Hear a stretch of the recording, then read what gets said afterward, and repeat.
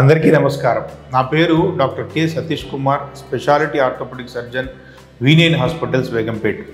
మోకాలు లోపల నొప్పిలో ఒక ప్రధానమైన కారణమైన కాండ్రోమలేషియా పటెల్లా గురించి మనం డిస్కస్ చేసుకుంటున్నాం. ఇంతకుముందు చేసిన వీడియోలో కాండ్రోమలేషియా పటెల్లా గల కారణాలు ఏమిటి, దాని లక్షణాలని ఎలా గుర్తించాలి, చికిత్సా విధానాలలో డైట్ మేనేజ్మెంటు, బరువు మేనేజ్మెంటు, ఫిజియోథెరపీ తెలుసుకున్నాము. వాటితోటి తగ్గకపోతే నెక్స్ట్ లెవెల్ అయిన ఇంజెక్షను, ఆపరేషన్ విధానాల గురించి మనం ఈ వీడియోలో తెలుసుకుందాం. ఇంతకుముందు మనం మాట్లాడుకున్నట్టుగా మోకాలు చిప్ప వెనక భాగం అరిగేదాన్ని కాండ్రోమలేషియా పటెల్లా అంటారనమాట. ఈ అరుగుదల స్థాయిని బట్టి మనకి ట్రీట్మెంట్ అనేది మారిపోతూ ఉంటుంది. ఎర్లీ స్థాయిలో ఉంటే మాత్రము ప్లాస్మా థెరపీ చాలా బాగా ఉపయోగపడుతుంది. ప్లాస్మా థెరపీలో డ్యూయల్ థెరపీ తీసుకున్న వాళ్ళలో ఎక్సలెంట్ రిజల్ట్ వచ్చే అవకాశం ఉంది. ఈ డ్యూయల్ థెరపీ అంటే ఏమిటి, అసలు ఈ డ్యూయల్ థెరపీ ఎట్లా చేస్తారనేది ఇంతకుముందు వీడియోలో చెప్పున్నాము, మీరు చూడండి.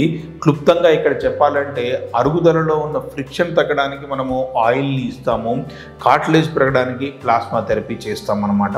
ఈ పిఆర్పి ప్లస్ హైల్రోనిక్ యాసిడ్ కలిపి చేసే విధానాన్ని మనము డ్యూయల్ థెరపీ అంటాం. ఎన్ని స్టేజ్ల్లో చేయాలి అంటే అవసరాన్ని బట్టి 1 నుంచి 2 నుంచి 3 నుంచి కొంతమందిలో 4 స్టేజ్ల్లో కూడా చేయవచ్చు అనమాట. ఇక్కడ సమయాభావం వల్ల డ్యూయల్ థెరపీ గురించిన పూర్తి చర్చ చేయలేకపోతున్నాము.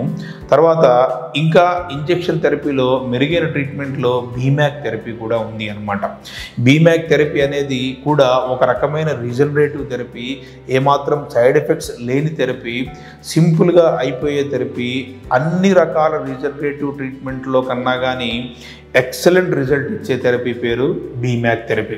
ఇది కూడా ఇంతకుముందు వీడియోలో చేసి ఉన్నాము, మీరు చూడండి. ఎంత సింపుల్గా ఉంటుందో ఈ ట్రీట్మెంట్, ఎంత ఎఫెక్టివ్గా ఉంటుందో దాంట్లో మనం చెప్పాం. So either you can choose బీమ్యాక్ therapy are you can choose PRP therapy. రెండిట్లో ఏది చేసుకుంటే బాగుంటుంది డాక్టర్ గారు అంటే నేను బీమ్యాక్ థెరపీ అని మాత్రమే చెప్తాను. ఎందుకు అంటే పిఆర్పి కన్నా కానీ బీమ్యాక్ అనేది rich in anti inflammatory properties అన్నమాట.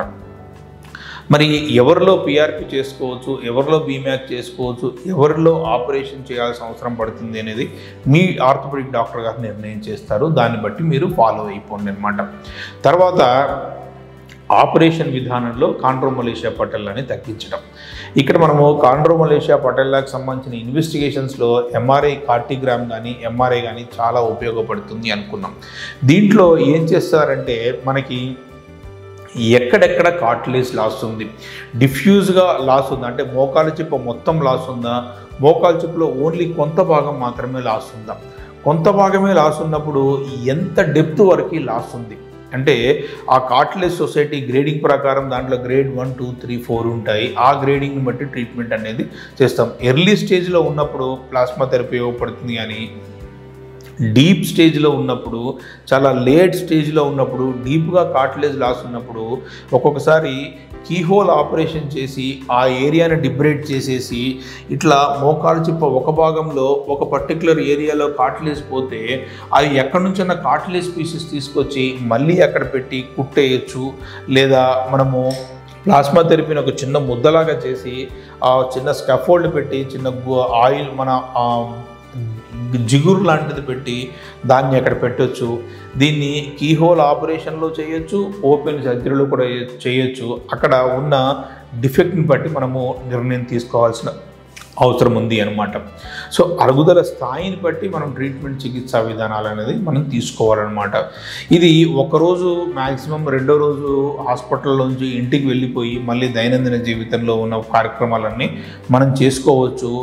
అక్కడ ఉన్న లొకేషన్ని బట్టి, డెప్త్ని బట్టి, ఫిజియోథెరపీలో భాగమైన మోకాలు మర్చుకోవడం, చాపడం ఎప్పుడు చేయొచ్చు అనేది ఆపరేషన్ విధానంలో ఆపరేషన్ చేసిన డాక్టర్ గారు ఆపరేషన్ అయిపోయిన తర్వాత మీకు క్లియర్ కట్గా చెప్తారనమాట. ఓవరాల్గా కాండ్రోమలేషియా పటెల్లా అనేది చాలా ఇబ్బంది పెట్టే సమస్య అనమాట. మనిషి చూస్తే చాలా హెల్దీగా ఉంటాడు.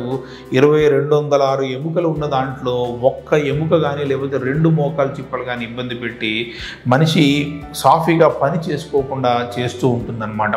సో ఊబకాయం ఉన్నవాళ్ళు, థైరాయిడ్ ఉన్నవాళ్ళు, ప్రొలాంగ్గా ఒకే దగ్గర కూర్చొని స్టేషనరీ టైప్ ఆఫ్ జాబ్ చేసేవాళ్ళు ఈ మన కాండ్రోమలేషియా పటెల్లాకి గురి అయ్యే అవకాశం ఉంది. కాబట్టి మోకాలు నొప్పి వచ్చిన అంత సాధ్యమైనంత తొందరలో మంచి డాక్టర్ గారిని సంప్రదించడం వల్ల దానికి సంబంధించిన పూర్తి ట్రీట్మెంట్ మీకు దొరికి ఆ ఆపరేషన్ వరకు వెళ్లకుండా మనము ఆపడానికి కావాల్సిన ట్రీట్మెంట్ చికిత్సా విధానం తీసుకునే అవకాశం ఉంది అన్నమాట.